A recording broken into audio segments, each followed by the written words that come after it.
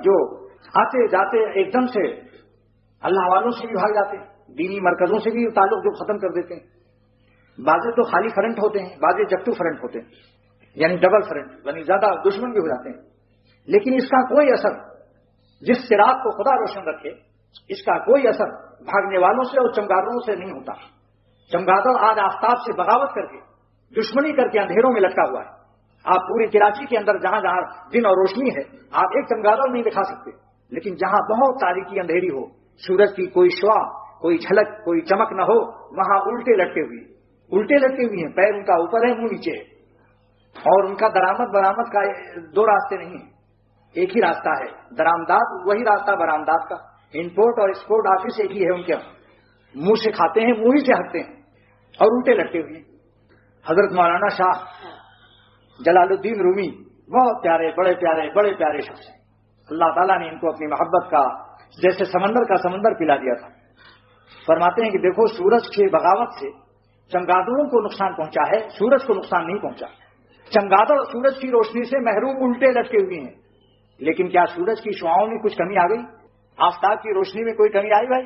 چمگادڑوں کے بھاگنے سے, بغاوت کرنے سے انہوں نے اسٹرائک کر رکھی ہے کہ ہم سورج کی طرف نظر بھی نہیں ملائیں گے, نہ سورج کی روشنی میں جائیں گے. ہمیں روشنی سے ضد اور بغاوت اور دشمنی ہے. سارے چمگادڑ کی پنچایت اور میٹنگ اور گول میز کانفرنس سب کچھ ہوئی, لیکن وہ اندھیروں میں ہیں, سورج کی روشنی کو کوئی نقصان نہیں پہنچا. حضرت جلال الدین رومی رحمۃ اللہ علیہ فرماتے ہیں کہ اللہ تعالیٰ انبیاء کو اور اولیاء اللہ کو ہدایت کا سورج بناتے ہیں. جب تک نبی زندہ ہوتا ہے, اس کے آفتاب نبوت سے امت کو روشنی ملتی ہے. جب نبی دنیا سے تشریف لے جاتے ہیں تو اولیاء اللہ, وہ نائب رسول اللہ ہوتے ہیں, ان کے دل کو اللہ تعالیٰ ہدایت کا سورج بنا دیتا ہے. اس ہدایت کی سورج سے جو لوگ گریزاں ہوتے ہیں, ایک تو یہ ہے کہ کسی بزرگ سے مناسبت نہ ہو تو اس کی برائی مت کرو, اس سے حسد و بغض مت رکھو. آپ بے شک جہاں مناسبت ہو, جہاں فیض حاصل ہو, اپنا روحانی گروپ ملا کر وہاں چلے جائیں. لیکن اولیاء اللہ کی برائی مت کرو. اس مناسبت نہ ہو, بے شک نہ ہو, آپ کسی دوسرے ولی اللہ سے دین حاصل کر لیں, کیونکہ مناسبت نہ ہونے سے واقعی دین نہیں ملتا. کتنی ہی بڑی جگہ ہو, مشہور شخصیت ہو, لیکن اگر مناسبت نہیں ہے, روحانی گروپ نہیں ملتا, جیسے خون کا گروپ نہ ملنے سے, خون چڑھا دینے سے, چاہے وہ محمد علی قلعے کیوں نہ ہو, بھولو پہلوان کا خاندان کیوں نہ ہو, لیکن ڈاکٹر چڑھا دے گا خون, گروپ ملائے گا, اس کے اجزاء کو دیکھے گا, پھر اس کے بعد چڑھائے گا.